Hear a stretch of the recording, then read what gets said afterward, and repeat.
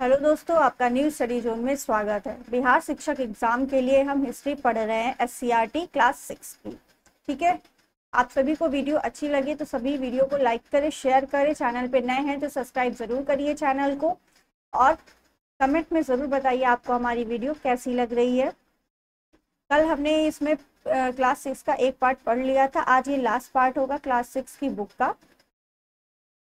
जितने भी important point हैं बुक से वो लिखे गए, इसीलिए इसमें कोई चीज मतलब सीक्वेंस वाइज नहीं है कि बुक से रिलेटेड है, तो बुक में जो चीजें हैं वो है। ठीक है। इसीलिए इसमें जैसे कि पुस्तकाल पूरा इसमें कंप्लीट ना हो करके तो थोड़ा थोड़ा है। ठीक है। तो यहाँ पर कल हमने बौद्ध धर्म तक की बात कर ली थी। आज हम जैन धर्म की बात के लिए, जैन धर्म के लिए एक अलग से वीडियो बना देंगे, उसमें बात करेंगे जैन धर्म के लिए। बाकी आप इसमें जितना लिखा हुआ है उसको बताते हैं।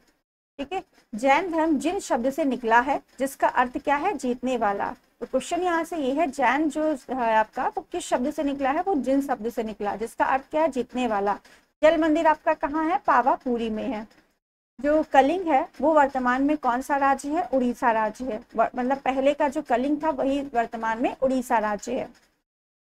भाव अभिलेख से अशोक का बौद्ध धर्मावलंबी होना और धम्म तथा संघ में विश्वास करने के संबंध में जानकारी मिलती है।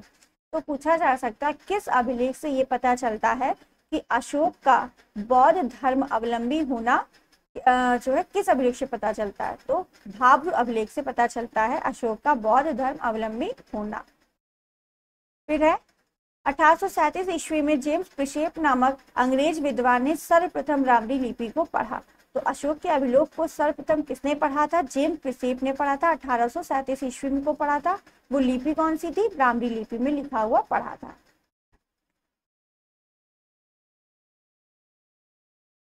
नेक्स्ट है, सारनाथ के स्तंभ में शीर्ष पर 4 सिंह बनाए गए हैं।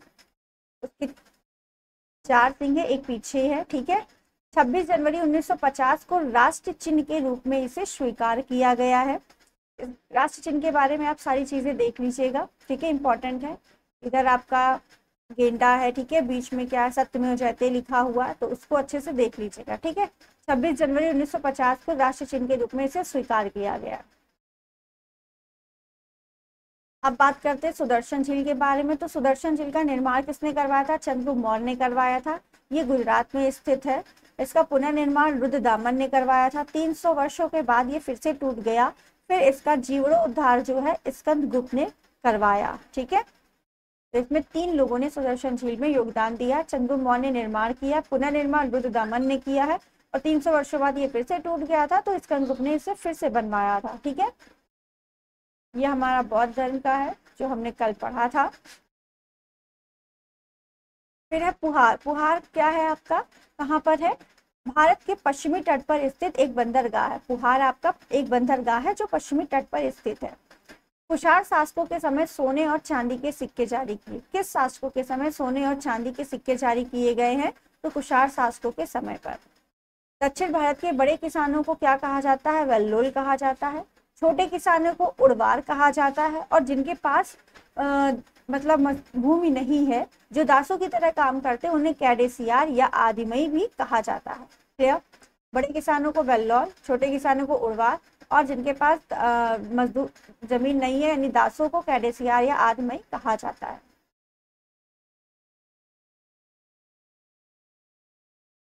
नेक्स्ट है आपका, मौर्यकालीन में कश्मीर, कौशल, विदर्भ, कलिंग, ये 4 जगह जो है किसके लिए विख्यात है, हीरो के लिए विख्यात थी। मगध जो है आपका वृक्षों के रेशों के लिए विख्यात था। और बंगाल आपका मलमल के रेशों के लिए बने वस्त्रों के लिए विख्यात था। क्लियर। कश्मीर, कौशल, विदर्भ, कलिंग हीरो के लिए, मगध वृक्ष के रेशों के लिए, और बंगाल आपका मलमल के रेशों से बने वस्त्रों के लिए। शुक वंश मौर्य वंश के बाद शुरू हुआ था। इस शुक वंश के संस्थापक कौन है, पुष्यमित्र हैं। अंतिम मौर्य सम्राट पूछा जाए कौन है, तो बृहदद्र है। सबसे प्रसिद्ध यूनानी शासक मिनांडर, जिसे बौद्ध साहित्य में मिलिंद के नाम से जाना जाता है। तो मिलिंद जो है या मिलांडर जो को बौद्ध साहित्य में किस नाम से जाना जाता है, मिलिंद के नाम से जाना जाता है। एक मिलिंद पन्न है मिलिंद इसमें किन दो लोगों का संवाद है? तो मिलांडर और बौद्ध भिक्षु नागसेन का जो है इसमें संवाद है मिलिंद पंथ में। नेक्स्ट, तुषार, इस वंश का जो महान शासक था वो कौन था? कनिष्क था। कनिष्क बौद्ध धर्म का अनुयायी था। फिर आपका बौद्ध धर्म के दो भाग हो गए थे आपके, महायान और हीनयान। महायान मत को मानने वाले लोगों ने बौद्ध सत्व को आदर्श प्रस्तुत किया, बौद्ध सत्व का आदर्श प्रस्तुत किया। गौतम बुद्ध की सबसे विशाल मूर्ति कहाँ है आपकी? अफगानिस्तान में के वायमान में ही पहाड़ को काटकर बनाई गई थी। ठीक है, तो सबसे विशाल मूर्ति गौतम बुद्ध की अफगानिस्तान के वायमान में पहाड़ को काटकर बनाई गई थी। फिर आपका गुप्त काल आ जाता है।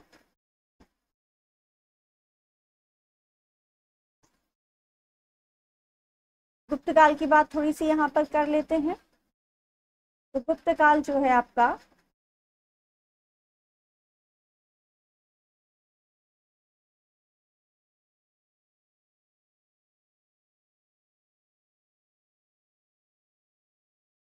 गुप्त काल के संस्थापक अगर पूछा जाए तो कौन है? श्रीगुप्त।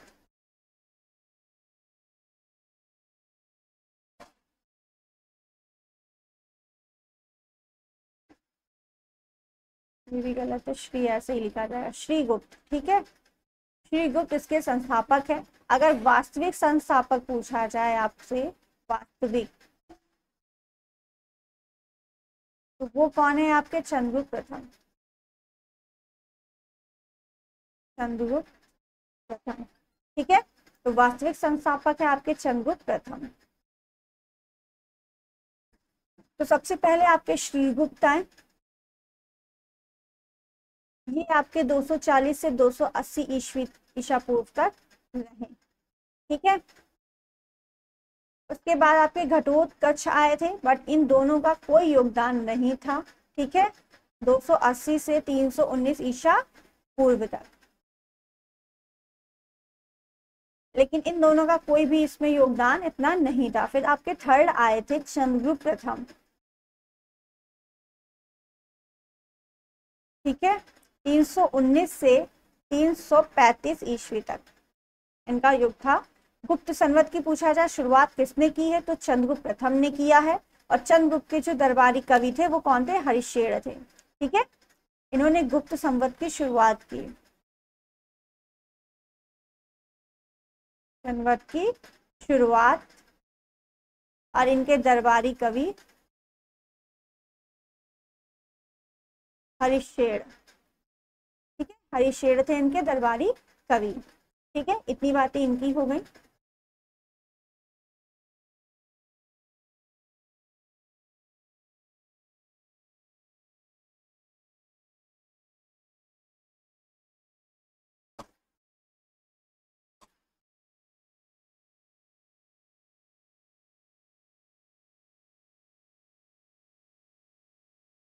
एक मिनट,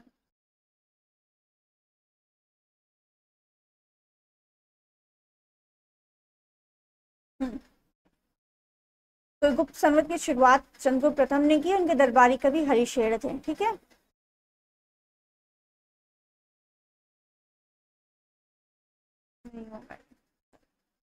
उसके बाद आपके कौन आए थे? उसके बाद आए थे आपके समुद्रगुप्त। ठीक है, समुद्रगुप्त थे 335 से 380 ईस्वी तक समुद्रगुप्त हैं। इनके बारे में खास बात यह है कि भारत का नेपोलियन किसे कहा जाता है? तो समुद्रगुप्त को कहा जाता है भारत का नेपोलियन। ठीक है, समुद्रगुप्त को भारत का नेपोलियन कहा जाता है। ये इनकी बात हो गई। फिर इनके बाद आए थे रामगुप्त, इनकी पत्नी थी ध्रुव स्वामिनी। ठीक है, बट इनका कोई खास योगदान था नहीं। ठीक है, उसके बाद आपके फिफ्थ नंबर पे मेन आते हैं आपके चंद्रगुप्त द्वितीय। चंद्रगुप्त द्वितीय आते हैं। ठीक है, इनका कार्यकाल था 380 से 412 ईसा पूर्व तक था इनका। गुप्त काल का स्वर्ण काल किसे कहा जाता है? तो चंद्रगुप्त द्वितीय के शासनकाल को कहा जाता है। गुप्त काल का स्वर्ण काल, ठीक है, किसे कहा जाता है? चंद्रगुप्त द्वितीय के शासनकाल को कहा जाता है। ठीक है, चंद्रगुप्त द्वितीय ने ही रामगुप्त की पत्नी के साथ शादी कर ली थी, ध्रुव स्वामिनी के साथ। तो इनकी पत्नी कौन थी? ध्रुव स्वामिनी थी, इनके भाई की पत्नी थी, ठीक है। लेकिन रामगुप्त, एक युद्ध हुआ था, उसमें ध्रुव स्वामिनी को इन्होंने बोला था कि तुम अपनी पत्नी को मुझे दे दो तो मैं तुम्हें राजपाट दे दूंगा। तो रामगुप्त जो है वो अपनी पत्नी को दाव लगाने के लिए तैयार थे, उनको भेजने के लिए। लेकिन चंद्रगुप्त द्वितीय उनकी पत्नी के रूप में जाकर के उस राजा को मारा और फिर रामगुप्त को भी मार दिया और ध्रुव स्वामिनी से खुद शादी कर ली थी, ठीक है। उसके बाद आते हैं आपके कुमारगुप्त, ठीक है। कुमारगुप्त प्रथम, इन्होंने नालंदा विश्वविद्यालय की स्थापना की थी। तो नालंदा विश्वविद्यालय की स्थापना किसने की है? कुमारगुप्त प्रथम ने किया है, ठीक है। फिर आपके आते हैं स्कंदगुप्त। तो स्कंदगुप्त के बारे में है कि सुदर्शन झील का पुनरुद्धार किसने करवाया है? सुदर्शन झील का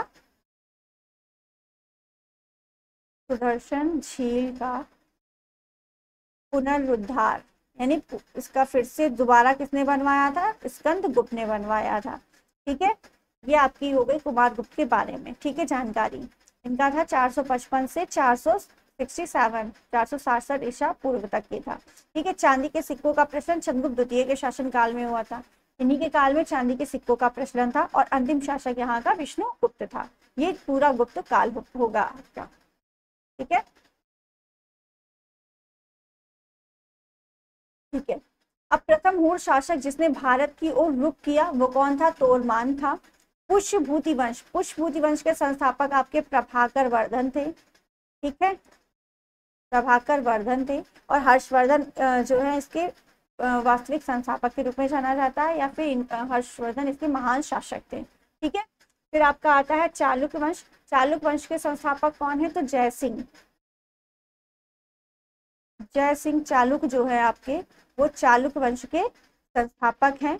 पल्लव वंश के संस्थापक आपके कौन हो जाएंगे? बड़ादेव हो जाएंगे, बड़ादेव, ये आपके पल्लव वंश के संस्थापक हो जाएंगे।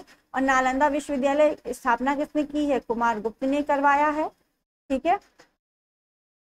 और इसको नष्ट किसने किया है?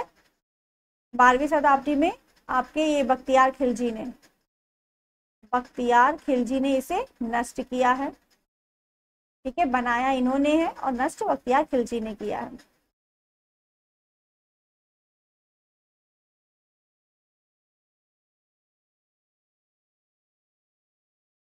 कुमार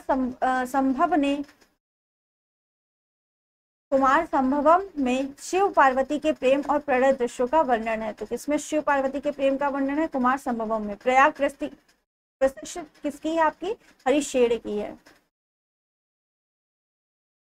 ये आपका पूरा क्लास 6 का में जितनी भी इंपॉर्टेंट चीजें थी वो आपको बता दी गई हैं। आई होप आप सभी को वीडियो अच्छी लगी होगी। वीडियो अच्छी लगी है तो सभी लाइक करें, शेयर करें। चैनल पे नए हैं तो सब्सक्राइब जरूर करिए चैनल को। जैन धर्म के लिए आपको अलग से वीडियो मिल जाएगी। Thank you.